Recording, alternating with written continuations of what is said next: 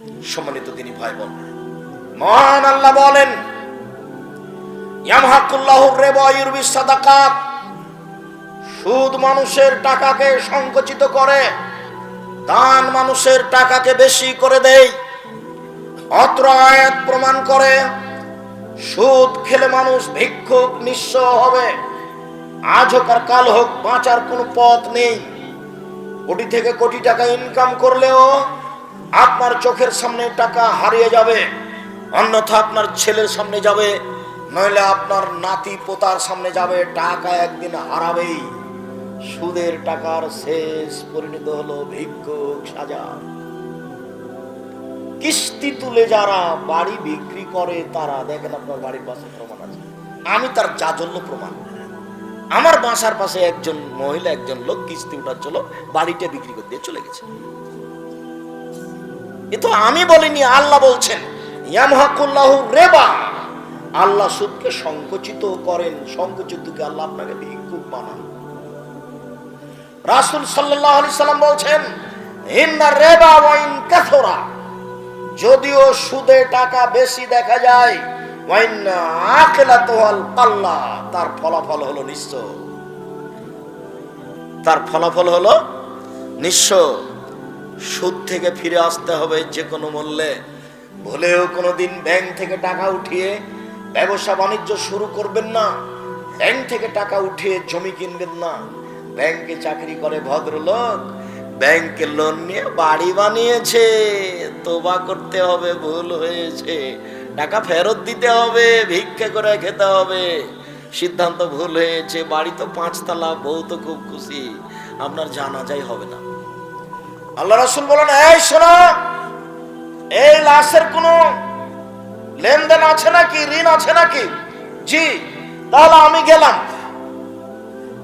আল্লাহ রাসূল, আমি তার ঋণের পরিশোধের জিম্মেদারি নিলাম, আমি নিলাম। আচ্ছা আচ্ছা, ঠিক আছে। তার মানে যার ঋণ আছে তার জানাজাই নেই। লাশকে সামনে রেখে চেয়ারম্যানের বক্তব্য চলবে না, এই কথা ঠিক। লাশকে সামনে রেখে হুজুরের বক্তব্য চলবে না, এই কথা ঠিক। তবে লাশকে সামনে রেখে হুজুর বলবেন এর কোনো ঋণ আছে কি? ঋণ থাকে যদি শহীদ হয়ে গেলেও ক্ষমা হবে না। ঋণ থাকে যদি কোনো পথ তাকে ক্ষমা করতে পারবে না। তাই তো মুহাম্মদ সাল্লাল্লাহু আলাইহি ওয়াসাল্লাম সালাম ফিরার পূর্বে প্রতিদিন বলতেন, সব সময় বলতেন, আল্লাহুম্মা ইন্নী আউযু বিকা মিন আযাবি জাহান্নাম ওয়া আউযু বিকা মিন আযাবিল কবর। আল্লাহ, আমি তোমার কাছে বাঁচতে চাই কবরের শাস্তি হতে, আমি তোমার কাছে বাঁচতে চাই জাহান্নামের শাস্তি হতে। আউযু বিকা মিন ফিতনাতিল মাসিহিদ দাজ্জাল, তোমার কাছে আমি বাঁচতে চাই দাজ্জালের ফিতনা হতে। আউযু বিকা মিন ফিতনাতিল মাহি ওয়াল মামাতে, আমি তোমার কাছে বাঁচতে চাই ইহকালের বিপদ, আমি তোমার কাছে বাঁচতে চাই পরকালের বিপদ হতে। ইহকালের বিপদ হতে, পরকালের বিপদ হতে, কবরের ফিতনা হতে, দুনিয়ার ফিতনা হতে। আউযু বিকা মিনাল মাআসামি ওয়াল মাগরাম, তোমার কাছে বাঁচতে চাই আমি ঋণ কর্য হতে, তোমার কাছে বাঁচতে চাই আমি বড় পাপ হতে, তোমার কাছে বাঁচতে চাই আমি ঋণ কর্য হতে, তোমার কাছে বাঁচতে চাই আমি বড় পাপ হতে। দিন রাত দিলে ঋণ থেকে বাঁচতে চাইতেন।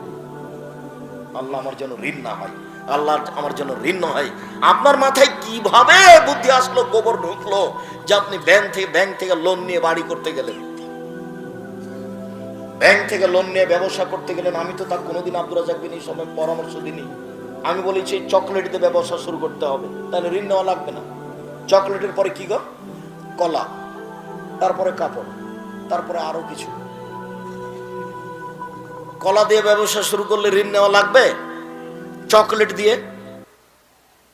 তা আপনি কোটি টাকা দিয়ে হিরোইন কিনলেন কেন কলকাতায়, আর ঢাকায় বিক্রি করলেন? এ ব্যবসা চলবে না। সম্মানিত দিনী ভাই বোন, আল্লাহ তাআলা বলেন চিরদিনের জন্য সুদের চূড়ান্ত সিদ্ধান্ত, সুদের ব্যাপার আল্লাহর পক্ষ থেকে চূড়ান্ত ফায়সালা। যারা সুদ খাবে তাদের অর্থ কমে যাবে।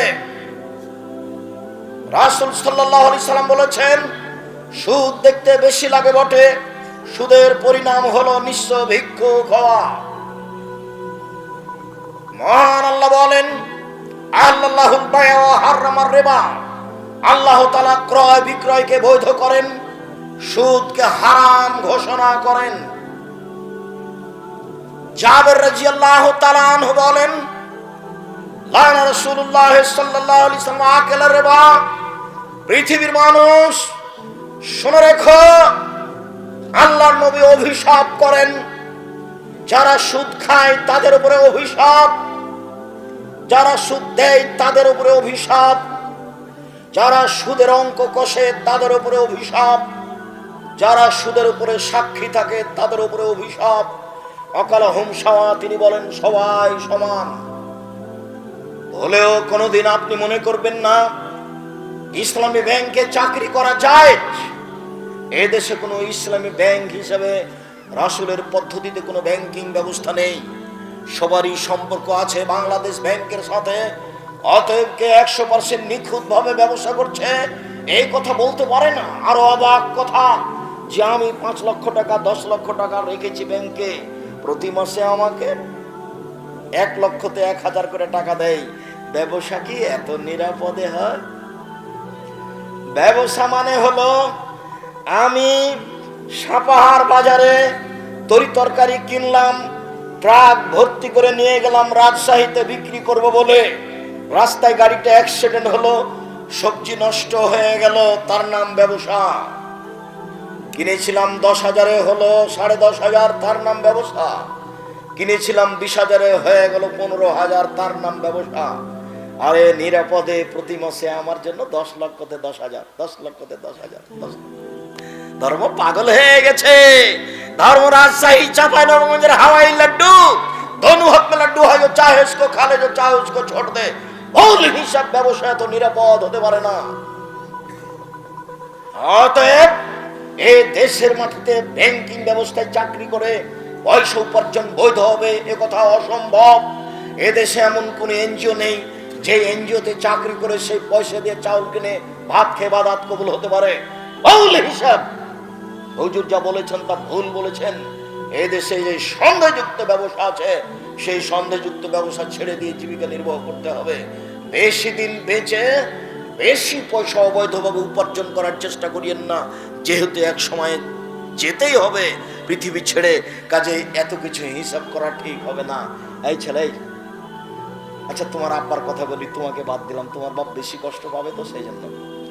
তো এখন তো সব জমি কিয়ার হয়ে গেছে। চাঁপাইনবাবগঞ্জের দিয়ারের জমি তো কিয়ার ছিল না, তো ধান জমি মেপে ধান বোনা হতো, জমি মেপে ধান কাটা হতো। তো এখন তোমার বাপ ফাঁড়ি দিচ্ছে, ফাঁড়ি বুঝো ফাঁড়ি, তো সামনে একটা ধানের থোপ পড়েছে, এটা তোমার বাপ কোন দিকে করবে? তোমার বাপ কোন দিকে করেছে জিজ্ঞাসা করিও তো। মানে জাহান্নাম চলে গেছে, তাহাজ্জুদ দিয়ে হবে না। বাপ বেটা একটা বুদ্ধি করো, আল্লাহ কিভাবে কি করেছে এখন তো হিসাব দিতে পারবো না। তো যাক 10,000, 20,000, 50,000 টাকা জামিয়া সালাফে বাইতুল জামে মসজিদে দিয়ে দিল। আল্লাহ তুমি বাঁচা। পথ সহযোগটা হতে পারে, নিরুপায় এই পথটা অবলম্বন করা যেতে পারে। 10-এর পয়সা ক্ষমা হওয়ার কোনো পথ নেই, আর একজনের হক ক্ষমা হওয়ার কোনো পথ এভাবে নেই। তার কাছে ক্ষমা নিতে হবে, ধান ফেরত দিতে হবে, না হলে একটা পথ অবলম্বন করলে হতে পারে পথ আল্লাহ আলাম। সম্মানিত দিনী ভাই বোন, যত পথ আছে সুদের সব পথ বন্ধ।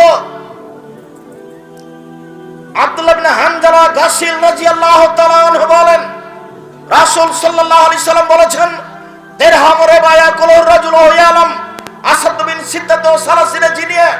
কেউ যদি জেনে শুনে 1 টাকা সুদ খায়, 36 বার জেনা করে যত পাপ হবে, 1 টাকা সুদ খেলে তার চেয়ে বেশি পাপ হবে। সম্মানিত দিনী ভাই বোন, পাপের চেয়ে বড় আছে, তবে ভাষা এত কঠিন নেই। পাপের চেয়ে বড় আছে, তবে ভাষা এর চেয়ে কঠিন নেই। এই ছেলে, ওই যে তোমার পাশ থেকে, ওই যে আপনার পাশ থেকে লোকটা বা ছেলেটা উঠে চলে যাচ্ছে, আপনি নিষেধ করেন না? আমি তো বেশি ক্লান্ত, আমি তো এখান থেকে বের হয়ে লক্ষ্মীপুর যাব, নোয়াখালী প্রতিষ্ঠানে উঠব। আমি তো এসেছি সাতক্ষীরা থেকে এসে প্রতিষ্ঠানে থেকেছি, কাজ করেছি, তারপরে জোহরের পরে ফতোয়া বোর্ডে বসেছি। আপনাদের মাসিক আল ইতেসামের ফতোয়া বোর্ড হয় প্রতি মাসে। আপনাদের একটা অতীব গুরুত্বপূর্ণ পত্রিকা আছে, মাসিক আল ইতেসাম পত্রিকা। সম্মানিত দিনী ভাই বোন, সবকিছু হারিয়ে গেলে মাসিকা ইতিসাম পত্রিকা হারায় না যেন। আমার জীবনে বড় সাধ, আমি এদেশের মাটিতে উন্নত মানের প্রতিষ্ঠান গড়বই গড়ব। সেটাই জামিয়া সালাফিয়া ডাঙ্গিপাড়া পবা রাজশাহী, সেটাই জামিয়া সালাফিয়া রূপগঞ্জ নারায়ণগঞ্জ ঢাকা, সেটাই জামিয়া সালাফিয়া 6 মাইল বাবুগঞ্জ বরিশাল, সেটাই জামিয়া সালাফিয়া তেঘরা বিরল দিনাজপুর, আরো অন্যান্য ডিস্ট্রিক্টে ভাবছি। আমার মনে বড় সাধ, আমি এদেশের মাটিতে উন্নত মানের প্রতিষ্ঠান